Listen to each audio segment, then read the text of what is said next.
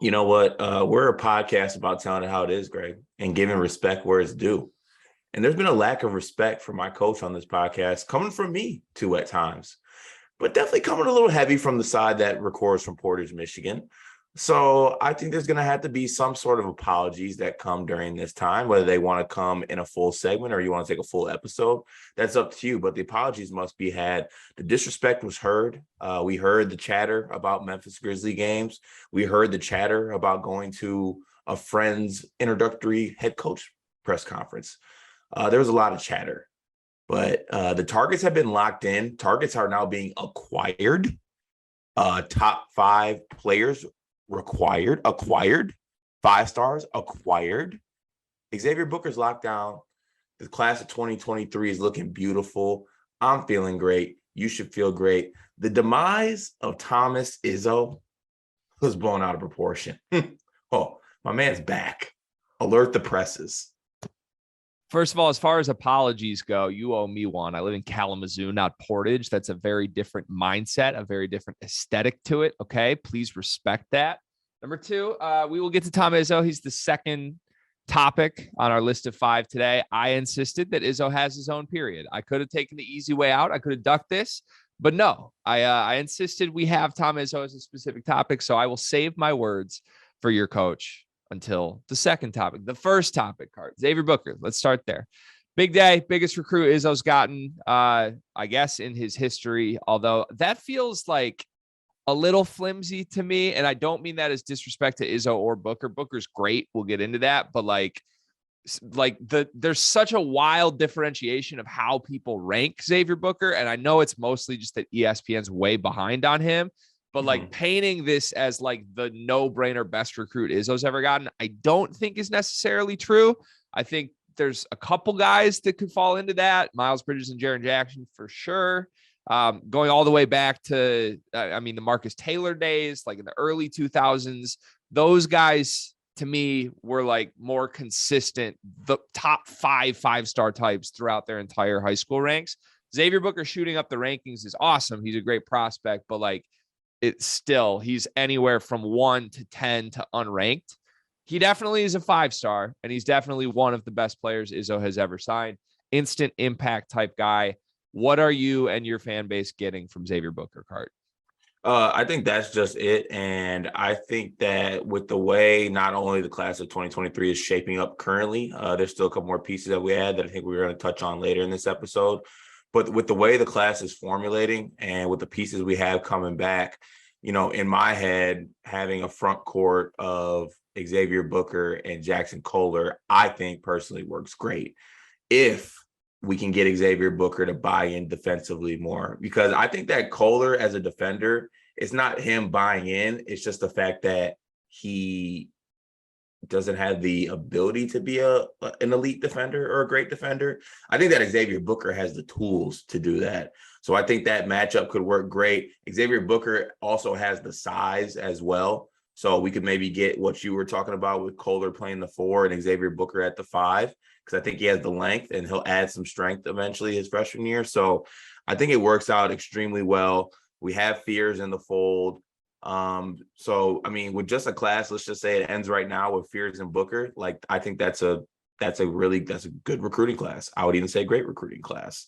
So it's shaping up really nicely. And also it helps us maybe not complain about how the roster looks this year, because now there's a lot of 2023 talk. Oh, we're gonna get to that too. Okay. I knew that angle was coming from you, but we're gonna get to that too. I mean, look, a lot of victory laps, a lot of happiness being thrown out for Michigan State. I'd be ecstatic too if I spent 3 years at 7th place in the conference and I saw that coming to an end in roughly 15 months. I'd be pretty happy about that. Still 15 months away. Look, Jackson Kohler's a 4. Xavier Booker and Jackson Kohler together as a front court will work. I think Jackson Kohler is going to play the 5 this year, but this is good because now you're right. You have someone with the athletic, the physical gifts that maybe can guard 5s in a way that Jackson Kohler can't. Jackson Kohler could slim down, possibly work on getting faster, work on guarding the perimeter by year 2. I think that works pretty nicely. Jackson Kohler can step out and space the floor, give Xavier Booker a little more room to work with down low. So I'm fascinated to see how that front court pairing plays out. I'd like to go the comparison route, if you don't mind, for Xavier Booker. You know my thing with Michigan State, and I sent you a couple screenshots over the weekend, and I was back and forth with Cumbo on Twitter about it. But like, I despise when Cassius Winston gets compared to every Michigan State point guard ever. That's not a joke. Go back the last 7 point guards you guys have signed. There's Cassius Winston comparisons. It's ridiculous. Respect the greats. Like, just do that, please. Like, I don't care how good Jalen Llewellyn is for Michigan this year. I'm never comparing that man to Trey Burke. I'm just not going to do it. So, like, I think there's a tendency within the Michigan State fan base, even more than most that I've seen, to compare players to the best possible version of previous Michigan State players. I haven't heard a ton of that with Xavier Booker, even a guy we're going to get to in the recruiting section, Cullen Carr. It's like, oh, he's Brandon Dawson. Like, okay, just because. But not to cut you off there, and I was going to comment on this. A lot of Jaren comparisons to Xavier Booker, and just not straight up not true. Like, he's not Jaren. He's not Jaren. Like, Xavier Booker right now is a bad defender. Like, actually bad. He has the tools to be a good defender, but he's actually a bad defender right now. Now, whether that's effort or him just, I mean, sometimes high school kids, they literally just don't put the effort forward to play defense. I'm sure that'll change when he plays for, I mean, he's going to have no choice. That's going to have to change if he's going to play for Michigan State. But what I'll say is it is easy, I guess, to make the Jaren comparisons because, you have a guy that's 6'10", extremely mobile. Obviously there could be the comparisons there, but they're just two completely different players. So I do hate the Jaren Jackson Jr. comparisons. They are miles and galaxies apart defensively. And then offensively, I mean, Booker probably has the advantage, but Jaren was also special offensively. So, like, are we sure that Booker has the advantage offensively? Yeah, right now, Jaren's in like his 3rd year in the NBA. I think you're looking at that more so. I'm looking at Jaren, I'm looking at Jaren, how the moment he stepped on the floor for Michigan State, you could tell this dude was a 40% shooter from 3 on 5 attempts a game. Okay, but I also think that Booker provides a little bit more like offensively off the dribble, like trying to score creation. Like, I didn't really see Jaren getting the rebound and going coast to coast. I kind of think Booker has that in his game. He's got a little more point forward in him than Jaren had, but he's not a point forward. He definitely has more open floor dribbling stuff. I'm curious how that actually translates to college, because when you watch a lot of even like his highlight reels instead of full games of Xavier Booker, like the majority of it is just like, get a rebound and go, and I can beat you to my left. Even if you try to force me right, I'm going to get around to my left, and then I can dunk on you because I'm bigger, faster, stronger, more athletic than you. I don't know that one move works in college. And like when I talk about offensively comparing him to Jaren, I think Jaren was a lot more well-rounded than Xavier Booker is. Maybe Xavier Booker's best move is way more unstoppable than anything that Jaren Jackson had. But like, I'm curious how that translates to college, because I don't think he's going to be able to just go left and dunk on people every time down in college the way he does in high school. Yeah, and also I'll say this, just to kind of put myself where I'm at on Xavier Booker. I think that, like I said, it's a 5-star kid. It's a kid who I think is going to be special at the college level, and I think will go on to the NBA. I don't see this as a one-stop, 1 year, like one in and out for him. I don't. Of course you don't. I don't. Neither does any other Michigan State fan. He's a 4-year guy, right? He's a 4-year guy. No. He's got to grow. He's got to develop. Look at all he has to do. He's not a 4-year. All right, he's not a 4-year guy, but I'm saying there's going to be an top 5 guy in his class. Why is he not an NBA guy? Why? Okay, well, you realize that rankings sometimes we talk about this. Sure, let's do it. Yes. So like, not all top 5 guys are one and done guys. So is he not actually a top 5 player in the class? Because if he is, he should go pro. I mean, if he has a good year, but I could also see him stay in 2 years. Like, all right, just hear me out on this. For what? Like, hear me out. Can you hear me out? Tell me what. Can I speak? Yes. Okay.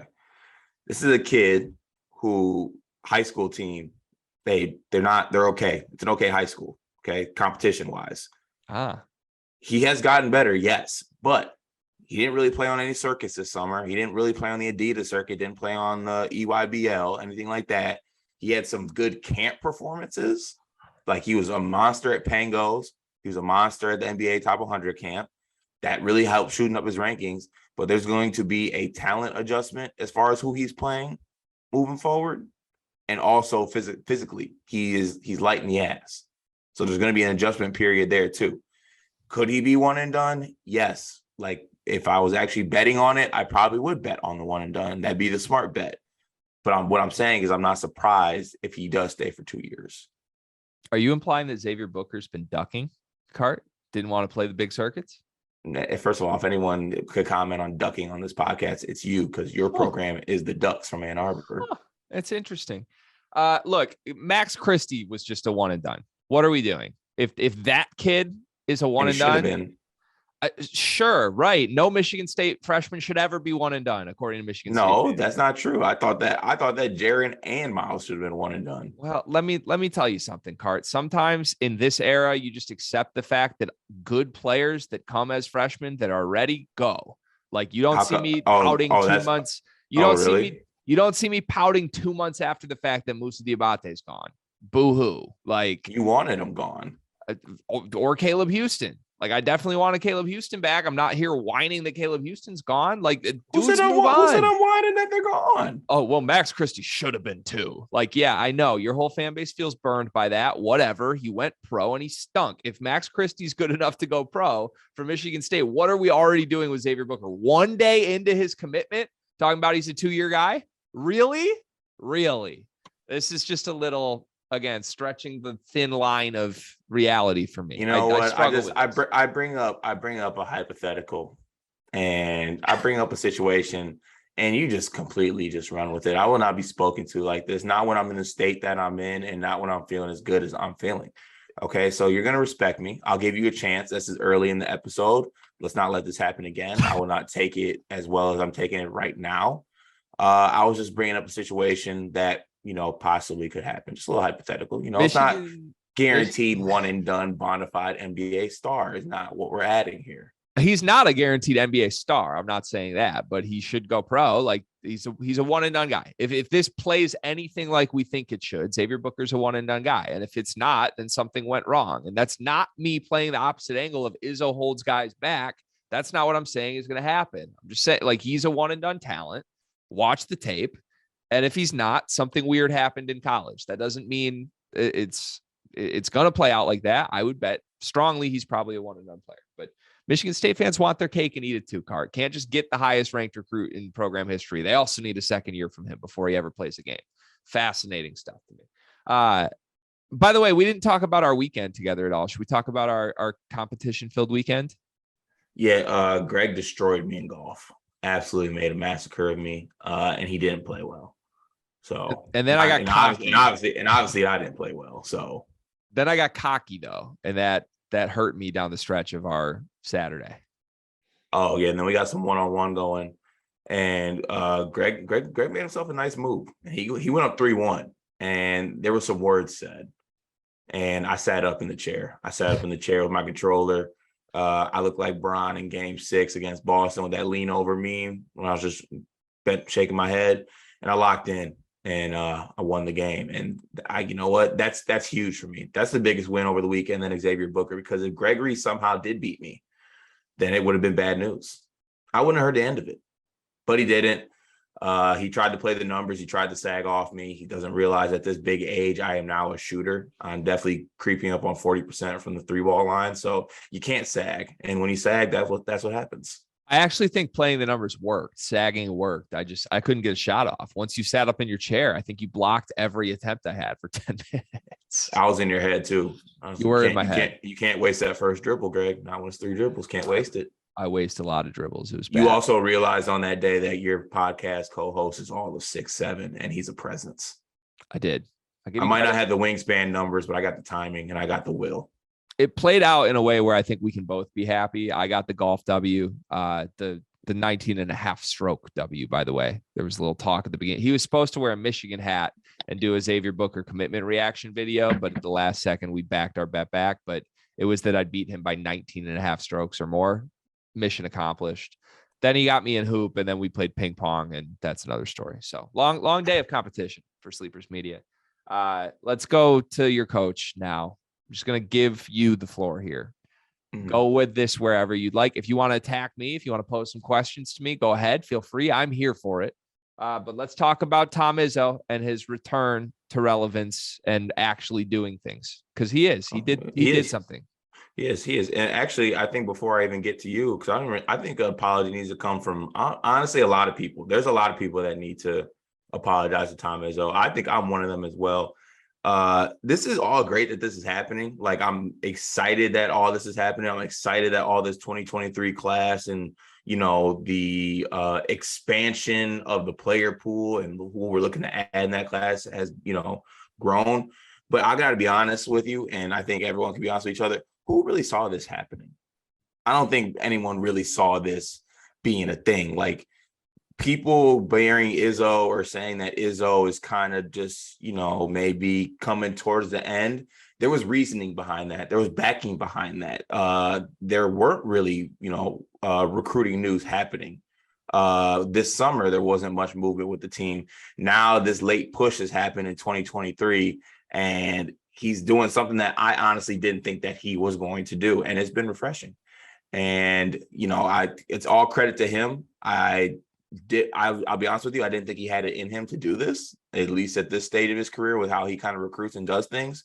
So, I mean, credit to him. He's making it happen. And I love it, because I feel like, you know, State fans have been kind of asking for this to happen. And now that it's happening, it's great. And we're executing well, too. It's not just, you know, going after a player pool and then not getting the guys. We're securing commitments. So all positive things, all positive vibes the way of East Lansing right now.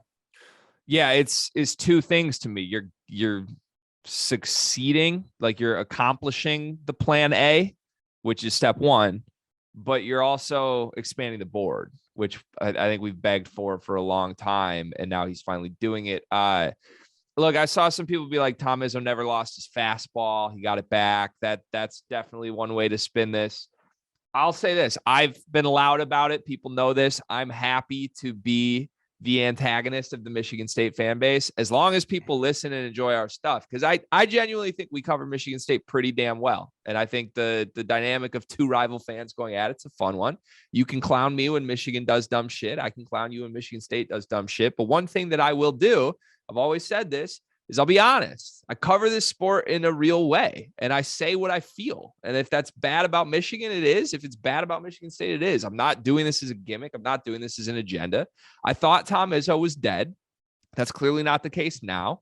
But I don't think I was wrong for thinking it.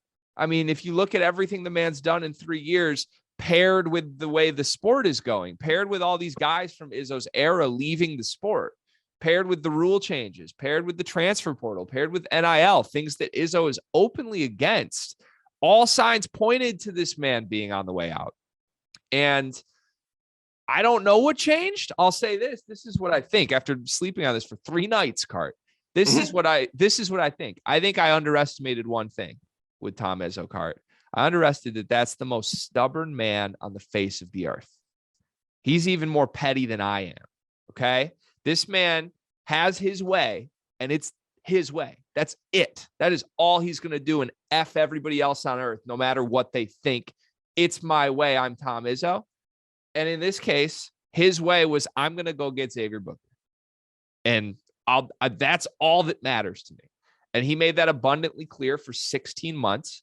And Xavier Booker just said, in explaining why he committed, Tom Izzo was at my bad games and my good games. Tom Izzo called me every day. Tom Izzo has built this relationship and outworked every other coach in the country, and it's a family, and I'm going to play for Tom Izzo. He still has that in him, and I give him credit for taking that approach, even though I laughed at it for months, because when you got 9 scholarship guys, I'd love to see you expand the board. It's a little funny to me that, like, okay, now it's your domino thing, right? Momentum. You get one good piece of good news, and now all of a sudden the recruiting trail is as healthy as it's ever been, which is true. That's how recruiting kind of works. Like, players want to play with good players. But like, this board was not expanded until a week ago. And now there's like 9 targets that Michigan State feels good about. That's all I've been asking for the better part of a year with Tom Izzo when we talk about what Michigan State's doing. So I give him credit. Look, Tom Izzo, as much as I don't like the man, Sorry. Like, I just don't. There's off basketball reasons for that. He's one of the best to ever do it. He's probably on the Mount Rushmore of college basketball coaches ever. And I do still think his best days as far as winning are behind him. I mean, 2 Final Fours, I think, in 10 years. That's right? 2 Final Fours in the last 10 years? Oh, Gregory, behind him. The price of the brick is up. Alert the masses. It's trending in the right way, for sure. But there's a big gap. It's not trending in the right way. Say it with me, Greg. This is a lot of talk. We're back. This is a lot of talk for the 8th place team in the Big Ten to be making, Cart. And I just want you to realize there are levels to this shit. And making the leap from 8th back to we go to Final Fours every year is quite a leap. I mean, one to 2 good recruiting classes in a row is something. But NCAA tournament's all about matchups. I mean, you saw Michigan last year; they got good matchups to the first 2 rounds, and they're able to cakewalk to the Sweet 16. Cart, they've been getting good matchups for 6 years. Huh? That's crazy how that works. It's called white privilege. It's called white privilege. Yeah, Juwan getting a lot of white privilege for sure. Look. Michigan State is back as far as competitive basketball goes. Like, you can watch their Big Ten games again and not fear they're going to lose to Northwestern as long as Xavier Booker's on the court. We're still going to lose to Northwestern on a cold January night. I'll tell you, in Evanston, that's happening. They got a long way to go back to Final Four. Like, I am seeing some tweets from folks that are just like, I mean, Tom Izzo wants that second natty. He wants it. Like, you know how hard it is to win a natty? You need more than one recruit to win a natty, unless your recruit's Anthony Davis. Like, you need more than one recruit to win a natty. So it's also very hard to podcast with a co-host whose team doesn't have 5 stars committed. Well, I mean, sorry, I'm not a little blown away by a 5-star anymore. I've had 2 per year since Juwan Howard's been there, and hasn't always worked out. Actually, speaking of that, I didn't really flush this out in the Xavier Booker thing. You want my comp for Booker, since you never threw it back at me when we talked about how comps are bad? I think he's Moussa Diabate, but a little better. I hate that. Why that comparison? Because I think along the lines of our will he be a one and done conversation, I think it's likely he is. And I think that ends in everybody being like, damn, we never really got to see the best of Xavier Booker. Because I don't think he's going to be like a 16-10 guy in year 1. I think he's going to be like 10-5 with motor concerns, with defensive concerns, but this wow athleticism, and he'll be the most talented player on the Michigan State team. But like, that's the Moussa thing, right? Moussa looked great, but he played 20 minutes and he said, okay, I'm ready to go. Like, yeah, when you say that though, I don't know, it's a little bit different. It's also 2 different situations. I'm just looking at it like game to game comparison. I don't think Moussa and Booker are the same player. I will say this: Moussa had a lot of the open court, grab the rebound and go dunk on 2 people's heads shit. Remember that at the Roman event in Las Vegas in like his 3rd game? Like, Moussa had some of that.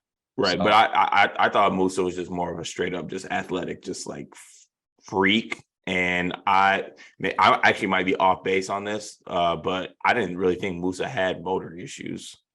Yeah, he didn't really. Yeah, he played like super hard. Booker's shot is better too.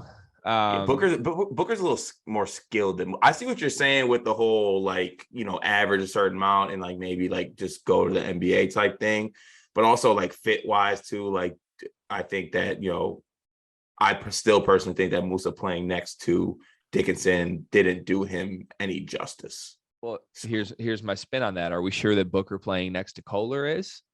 Because that's like normally when you have a 6'10" big who can do it all, you normally want that dude to be your 5. You don't normally want that dude to be your 4 in this era of college basketball. But I don't know. Like, they're both fluid is my point. Like, they're both going to be athletic freaks. They can move. They're going to be the best, most talented player on the floor.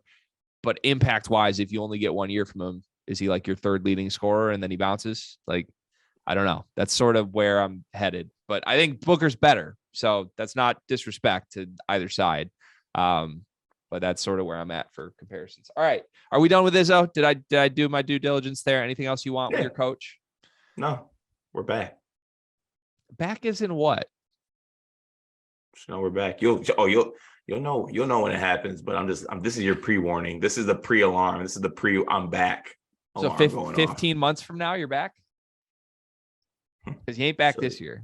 Silly Gregory. That's the thing about momentum. It doesn't have to wait till 2023. Momentum's going through the program right now. The juices are flowing.